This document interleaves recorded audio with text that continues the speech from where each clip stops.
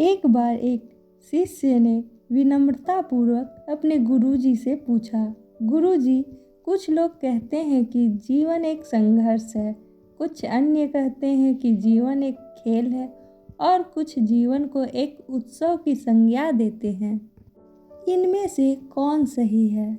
गुरुजी ने बड़े ही धैर्यपूर्वक उत्तर दिया, पुत्र, जिन्हें गुरु नहीं मिला उनके लिए जीवन एक संघर्ष है, जिन्हें गुरु मिल गया उनका जीवन एक खेल है और जो लोग गुरु द्वारा बताए गए मार्ग पर चलने लगते हैं, मात्र वे ही जीवन को एक उत्सव का नाम देने का साहस जुटा पाते हैं।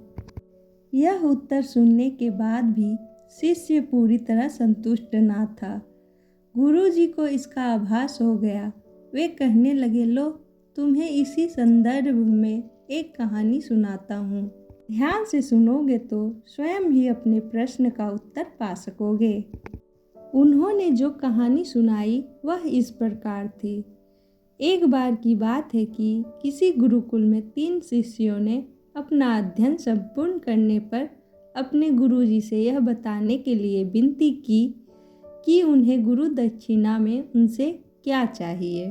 गुरुजी मंद मंद मुस्कुराए और फिर बड़े स्नेहपूर्वक कहने लगे, मुझे तुमसे गुरु दक्षिणा में 1 थैला भर के सूखी पत्तियां चाहिए, ला सकोगे? वे तीनों मन ही मन बहुत प्रसन्न हुए, क्योंकि उन्हें लगा कि वे बड़ी आसानी से अपने गुरुजी की इच्छा पूरी कर सकेंगे। सूखी पत्तियां तो जंगल में सर्वत्र बिखरी ही रहती है। वे उत्साहपूर्वक एक ही स्वर में बोले, जी गुरुजी, जैसी आपकी आज्ञा। अब वे तीनों शिष्य चलते चलते एक नज़दीकी जंगल में पहुंच चुके थे, लेकिन यह देखकर कि वहां पर तो सूखी पत्तियां केवल एक मुट्ठी भर ही थी, उनके आश्चर्य का ठिकाना ना रहा। वे सोच में पड़ गए कि आखिर जंगल में कौन सूखी पत्तियां उठाकर ले गया होगा। इतने में ही उन्हें दूर से आता हुआ कोई किसान दिखाई दिया। वे उसके पास पहुंचकर विनम्रतापूर्वक याचना करने लगे कि उन्हें केवल 1 थैला भर सूखी पत्तियां दे दे। किसान ने उनकी बातें सुनकर उन्हें यह बताया कि वह उनकी मदद नहीं कर सकता, क्योंकि उसने सूखी पत्तियां का ईंधन के रूप में पहले ही उपयोग कर लिया था। अब वे तीनों पास में ही बसे एक गांव की ओर इस आशा से बढ़ने लगे थे कि हो सकता है वहां उस गांव में उनकी कोई सहायता कर सके। वहां पहुंचकर उन्होंने जब एक व्यापारी को देखा तो बड़ी उम्मीद से उससे 1 थैला भर सूखी पत्तियां देने के लिए प्रार्थना करने लगे, लेकिन उन्हें फिर से एक बार निराशा ही हाथ आई, क्योंकि उस व्यापारी ने तो पहले ही कुछ पैसे कमाने के लिए सूखी पत्तियों के दोने बनाकर बेच दिए थे। लेकिन उस व्यापारी ने उदारता दिखाते हुए उन्हें एक बूढ़ी माँ का पता बताया, जो सूखी पत्तियां एकत्रित किया करती थी।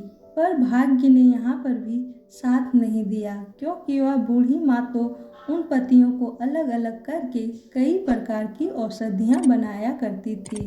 अब निराश होकर वे तीनों खाली हाथ ही गुरुकुल लौट गए। गुरुजी ने उन्हें देखते ही स्नेहपूर्वक पूछा, पुत्र, ले आए गुरु दक्षिणा? तीनों ने सर झुका लिया।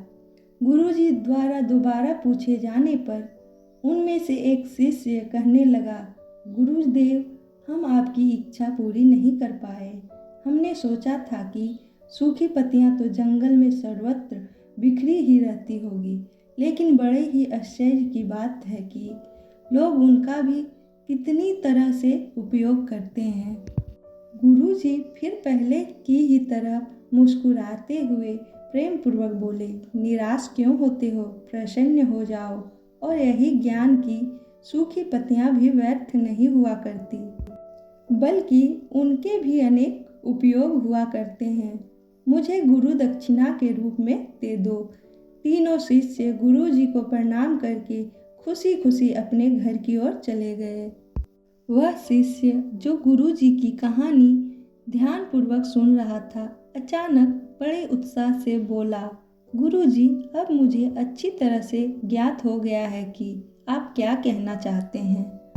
आपका संकेत वास्तुतः इसी ओर से है कि जब सर्वत्र सुलभ सूखी पत्तियां भी बेकार नहीं होती है, तो फिर हम कैसे किसी भी वस्तु या व्यक्ति को छोटा और महत्वहीन मानकर उनका तिरस्कार कर सकते हैं। चींटी से लेकर हाथी तक और सुई से लेकर तलवार तक सभी का अपना अपना महत्व होता है। गुरुजी भी तुरंत ही बोले, हाँ पुत्र, मेरे कहने का भी यही तात्पर्य है कि हम जब भी किसी से मिले तो उसे अथाह योग्य मान देने का पूर्ण प्रयास करें, ताकि आपस में स्नेह, सद्भावना और सहानुभूति का विस्तार होता रहे और हमारा जीवन संघर्ष के बजाय उत्सव बन सके। दूसरे, यदि जीवन को एक खेल ही माना जाए तो बेहतर यही होगा कि हम शांत प्रतियोगिता में ही भाग लें और अपना निष्पादन तथा निर्माण को ऊंचाई के शिखर पर ले जाने का अथक प्रयास करें। अब शिष्य पूरी तरह से संतुष्ट था।